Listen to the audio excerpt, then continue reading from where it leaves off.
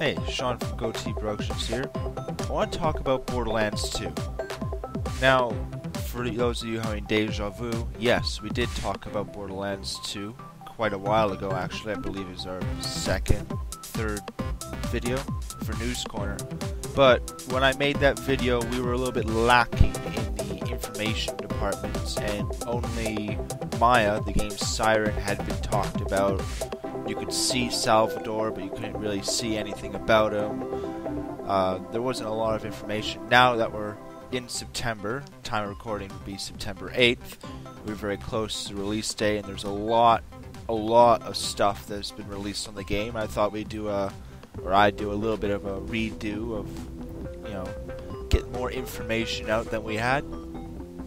So you have, just like the first game, there's 4 playable characters. Not including the DLC.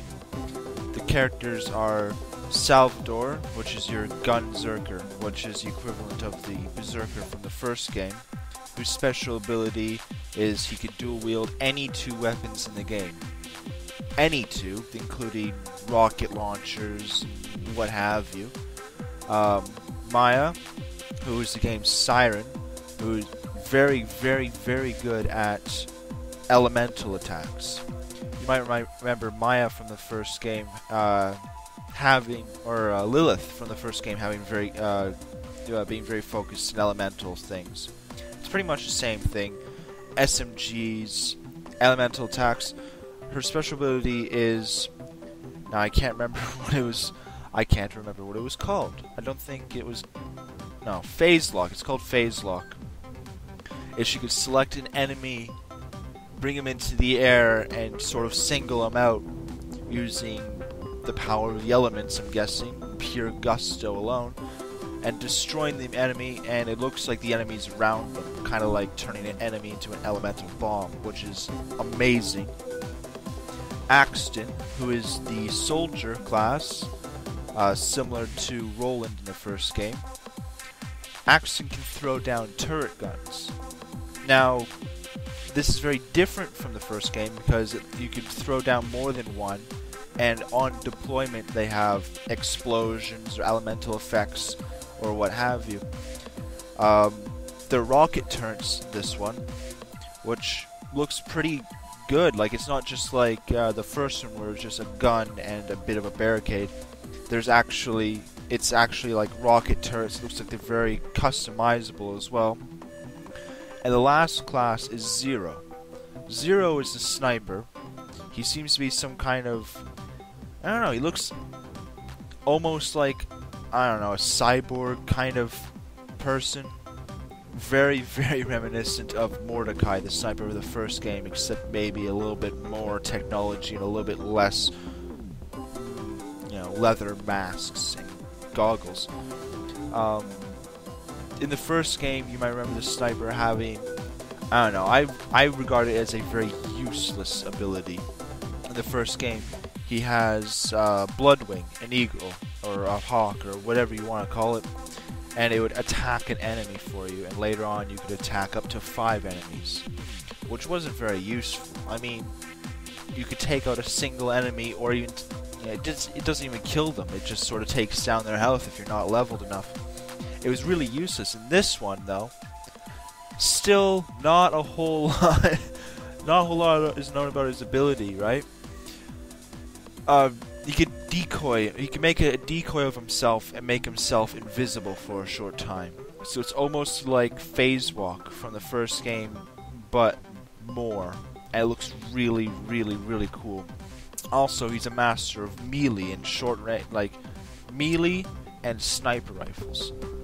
Now, the guns, all the trailers show that there's 82 or 87 bazillion guns. I cannot make heads or tails if they're joking or not. But in the first game, there was a lot of guns, and they're all randomly generated. And how this was done is the guns had like 6 or 7 parts, depending on what class of gun it was. You could end up with a, let's say a sniper rifle. A sniper rifle would have a muzzle, a barrel, clip,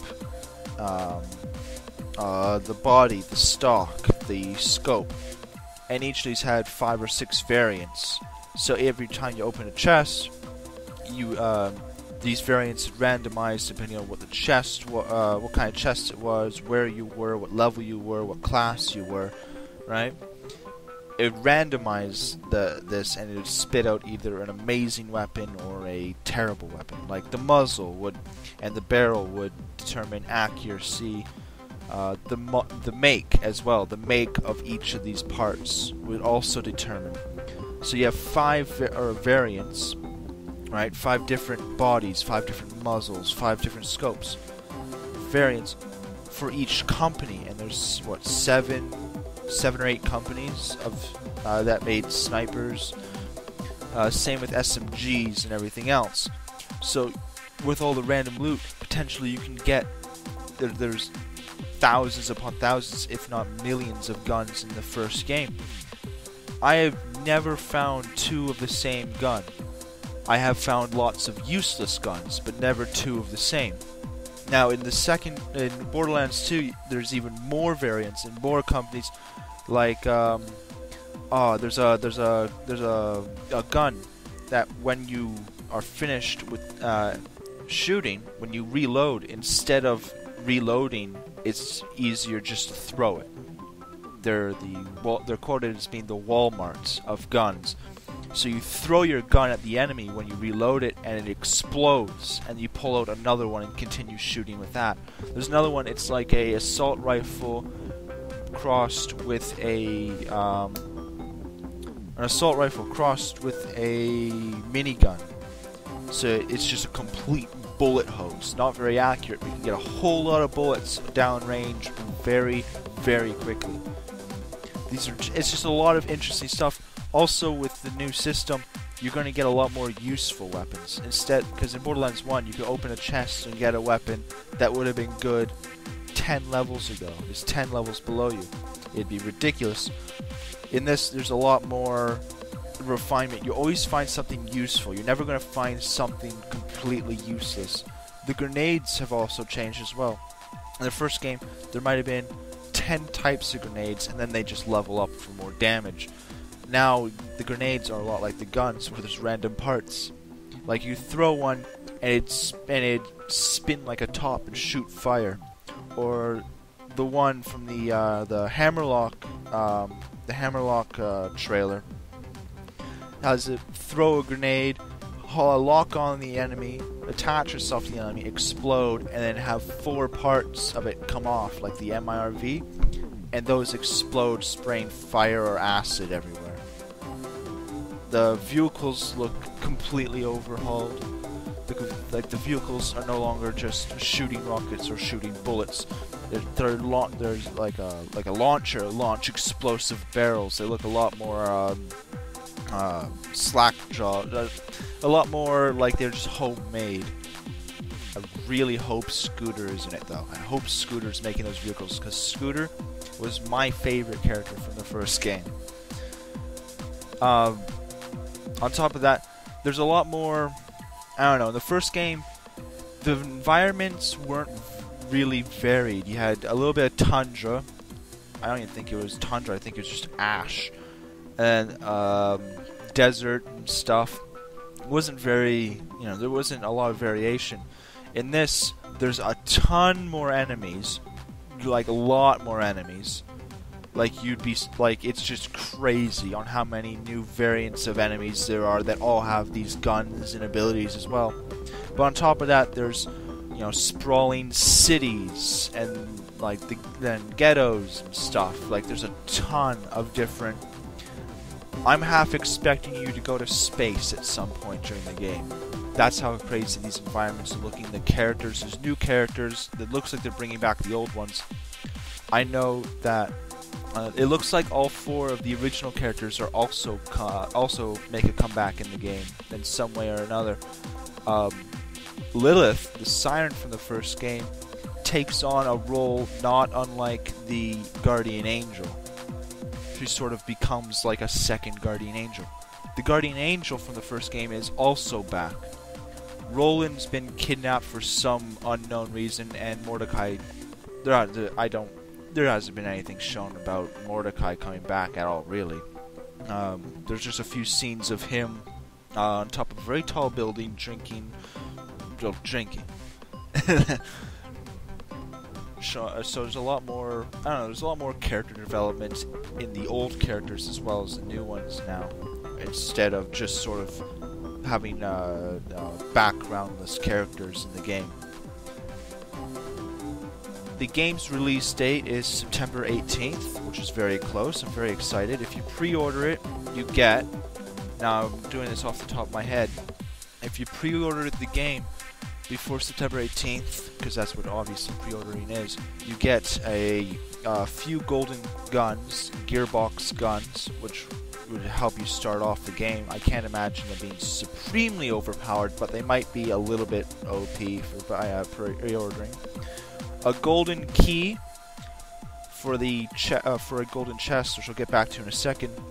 A few bits and bobs like an artifact, a Vault Hunter's artifact that gives you better loot from chests, and a new DLC class, the Necromancer, who's basically just a class that will summon things as their special abilities. She could summon robots and stuff out of the ground, which is really cool. Now, I don't know how you guys feel about this, how you have to pre-order to get all the content. The first game wasn't like that, but there's a golden chest in this game apparently. And to open it, you have to have a key, and to have the key, you have to have pre-ordered or probably buy it later. I don't know how you guys feel like that about that. Personally, I'm sort of on the fence. Sure, it's a nice bonus, but if the guns or whatever's in that chest is really important, I'd like to have the ability to unlock it at some point in the game as well. And the Vault Hunter's artifact, I'm sure, isn't going to be very overpowered at all.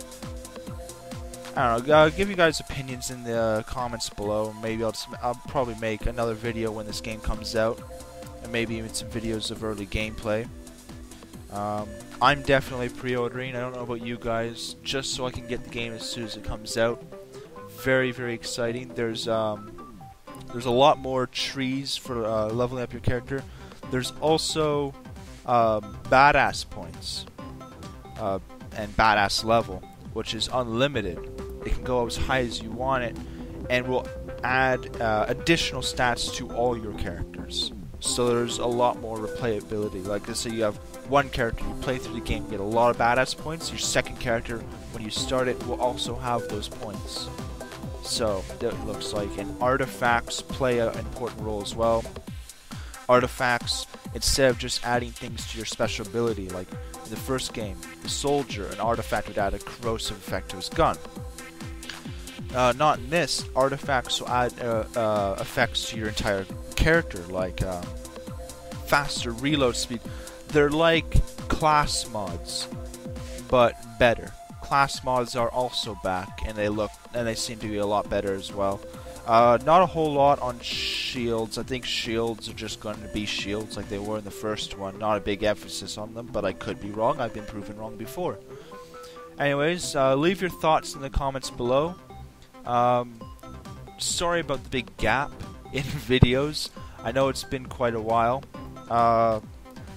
Some things come up and some things aren't. You may notice the website is down. We might be keeping it down for a little while until things start rolling again, and until we get everything secured in stone again. So leave your, subscribe if you're not already. Leave your comments below on your thoughts about this pre-order golden key for this golden crate, and see you next time.